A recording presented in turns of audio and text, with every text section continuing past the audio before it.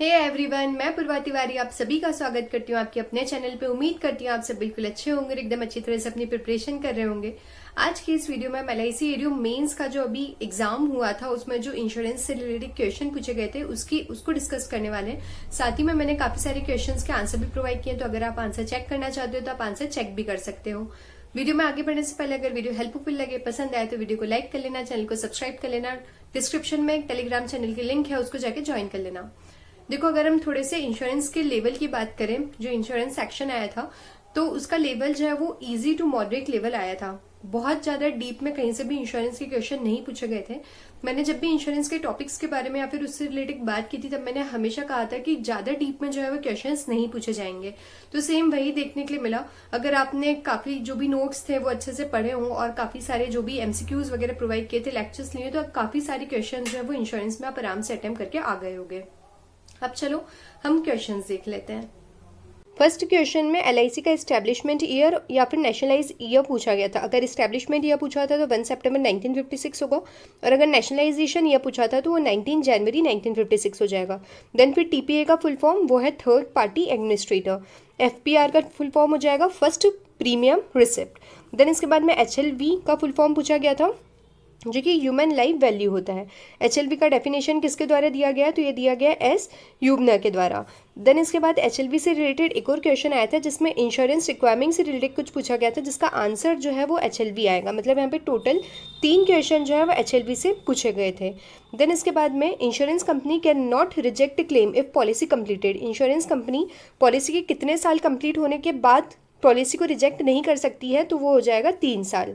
Then यहाँ पे grace period जो होती है कि स्टैंडर्ड पॉलिसी के लिए वो होता है 1 मंथ या फिर 30 डेज। देन इसके बाद यहाँ पे नॉमिनेशन ऑफ इंश्योरेंस पॉलिसी, ये इंश्योरेंस एक्ट 1938 के किस सेक्शन में आता है, तो ये आता है सेक्शन 39 में। देन फिर इसके बाद में एटमोस्ट गुड फेथ, ये एक प्रिंसिपल होता है, ठीक है, इंश्योरेंस का एक प्रिंसिपल है एटमोस्ट गुड फेथ। इसको किस नाम से जाना जाता है, तो इसको यूबिरमा फाइक्स के नाम से भी जाना जाता है। अगर कुछ कंप्लेन की जाती है तो ऑम्ब्यूजमेंट, मतलब जब हम ऑम्ब्यूजमेंट में कुछ भी कंप्लेन करते हैं तो वहाँ पे कितना अमाउंट जो है वो हमको ग्रांट करता है, तो वो 20 लाख तक जो है यहाँ पे अमाउंट देता है। देखो, ऑप्शन में 30 लाख, काफ़ी सारे बच्चे बोल रहे थे कि 30 लाख जो है वो ऑप्शन में नहीं था, तो हम क्या आंसर लगाते, तो वहाँ पे जो आंसर आएगा आपका वो 20 लाख आएगा। अगर आपने 20 लाख लगाया है तो आंसर आपका सही होगा। देन इसके बाद में यहाँ पे कि टर्म प्लान को हम कौन से प्लान में कन्वर्ट कर सकते हैं, तो हम उसको होल लाइफ प्लान में कन्वर्ट कर सकते हैं। या तो क्वेश्चन ये था कि टर्म प्लान को किस में कन्वर्ट कर सकते हैं, तो होल लाइफ प्लान आ जाएगा। और अगर क्वेश्चन ये था कि अगर टर्म प्लान को हम होल लाइफ प्लान में कन्वर्ट करते हैं तो इस इंश्योरेंस को क्या कहा जाता है, जो कन्वर्ट करने वाला इंश्योरेंस होता है तो उसको कहा जाता है कन्वर्टेबल इंश्योरेंस। देन फिर इसके बाद में एक क्वेश्चन आया था कि LIC और GIC के अकॉर्डिंग हेल्थ इंश्योरेंस के बीच का क्या डिफरेंस है, तो उसमें डिफरेंस होता है एनुअल और लॉन्ग टर्म से रिलेटेड। देन फिर उसके बाद में है in which plan only death claim paid, कौन सा ऐसा प्लान होता है जिसमें केवल डेथ क्लेम ही पेड किया जाता है, तो वो होता है टर्म प्लान। पॉलिसी लैप्स्ड होती है कब, जब ग्रेस पीरियड जो है वो खत्म हो जाए तब। देन फिर इसके बाद में एक IRDAI जो होता है, इसके फंक्शन से रिलेटेड क्वेश्चन आया था, मतलब IRDAI से रिलेटेड एक क्वेश्चन जो है वो देखने के लिए मिला था। देन फिर फैमिली प्लॉटर प्लान जो होता है ये किस चीज़ को इंक्लूड करता है, तो इसमें जो पूरी फैमिली होती है, मतलब हस्बैंड वाइफ उनके बच्चे, वो इसमें इंक्लूड होते हैं। यूनिवर्सल इंश्योरेंस ये स्टार्ट कहाँ से हुआ था, तो ये जर्मनी से स्टार्ट हुआ था। देखो, इसका एग्जैक्टली श्योर नहीं है, ये या तो जर्मनी से आया था या तो फिर ये USA से आया था, ठीक है, क्योंकि मैंने इसको काफ़ी सर्च किया था तो मुझे तो इसका आंसर जहाँ तक पता है जर्मनी ही आ रहा था। बाकी कुछ बच्चों ने शायद USA भी आंसर लगाया और उनका ये कहना है कि इसका ये आंसर जो है सही है, पर मेरे हिसाब से उसका आंसर जो है जर्मनी है। अब इसके बाद में इंश्योरेंस के अकॉर्डिंग मिसिंग पर्सन जो है उसको डेथ कब डिक्लेयर किया जाता है, तो जब 7 साल कंप्लीट हो जाते हैं उसके बाद में उसको डेथ डिक्लेयर किया जाता है। क्लेम सेटलमेंट का पीरियड कितना होगा, तो जब हमने कंप्लेन रेज किया है उसके 30 दिन के अंदर अंदर क्लेम सेटलमेंट करना पड़ता है। देन RSBY का फुल फॉर्म हो जाएगा Rashtriya Swasthya Bima Yojana. In which plan policy holder receive money in fix term, ऐसा कौन सा प्लान होता है जिसमें पॉलिसी होल्डर जो है वो फिक्स टर्म में मनी रिसीव कर लेता है, तो वो होता है money back plan. Then in which plan survival as well as death claim provide, है ना, मतलब ऐसा कौन सा प्लान है जिसमें सर्वाइव कर जाओ तो भी अमाउंट मिलता है और डेथ हो जाए तो भी यहाँ पे अमाउंट मिलता है, तो वो होता है endowment plan. Policy holder submit application in ombudsman for claim after how many day, तो यहाँ पे 30 डेज, ठीक है। मतलब अगर हमको ऑम्ब्यूजमेंट में यहाँ पे कंप्लेंट डालनी है तो हमको 30 डेज़ का पहले अल्टीमेटम देना पड़ता है हमारी इंश्योरेंस कंपनी को, एंड देन फिर उसके बाद में हम यहाँ पे कंप्लेंट डाल सकते हैं। तो मिनिमम पीरियड 30 डेज होता है और मैक्सिमम 1 ईयर होता है।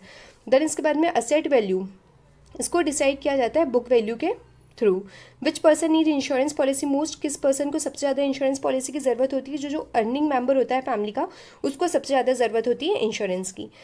Then asset damage claim, asset damage जो है इसका क्लेम किसके द्वारा दिया जाता है, तो दिया जाता है GIC के through. Which insurance is not tangible, कौन सा इंश्योरेंस टेंजिबल नहीं होता है, तो लाइफ इंश्योरेंस जो है एक टेंजिबल इंश्योरेंस नहीं होता है। देन एक क्वेश्चन था कि लाइफ इंश्योरेंस कंपनी इनमें से कौन सी नहीं है, तो जो नेशनल इंश्योरेंस थी वो लाइफ इंश्योरेंस कंपनी नहीं होगी। इंश्योरेंस अम्यूजमेंट जो है वो किस बेसिस पे वर्क करती है, तो टेरिटोरियल बेसिस पे वो वर्क करती है। हमें एक्चुअल में फंड का रिक्वायरमेंट कब होता है, तो वो होता है हमारे आफ्टर रिटायरमेंट, ठीक है। अब इसके अलावा कुछ और क्वेश्चंस जो कि जिनके क्वेश्चंस जो है वो एग्जैक्टली क्लियर नहीं है, पर वो कौन से टॉपिक से आए थे, तो जैसे एक यूलिप से रिलेटेड क्वेश्चन आया था, एक इंश्योरेंस का डेफिनेशन पूछा गया था, 3 क्वेश्चंस आए थे सरेंडर वैल्यू से रिलेटेड, इंश्योरेबल इंटरेस्ट रिलेटेड एक क्वेश्चन हो जाएगा, एजिंग से रिलेटेड एक क्वेश्चन आया था। देन फिर इसके बाद में एक क्वेश्चन आया था रिटेंशन से रिलेटेड, शायद इसका आंसर रिटेंशन आया था उसमें, और सेम ऐसे प्रोस्पेक्टस से रिलेटेड जो था इसमें भी आंसर शायद प्रोस्पेक्टस था या फिर क्वेश्चन इससे रिलेटेड पूछा गया था। प्रिंसिपल ऑफ इंडेमनिटी से रिलेटेड एक क्वेश्चन हो जाएगा, इन्फ्लेशन की डेफिनेशन पूछी गई थी, IC 38 इसके बारे में पूछा गया था, और एक क्वेश्चन था कि प्रीमियम और रिस्क के बीच में क्या रिलेशन होता है। तो बस यही था आज का वीडियो। अगर वीडियो पसंद आया तो वीडियो को लाइक कर लेना, चैनल को सब्सक्राइब कर लेना। Thank you.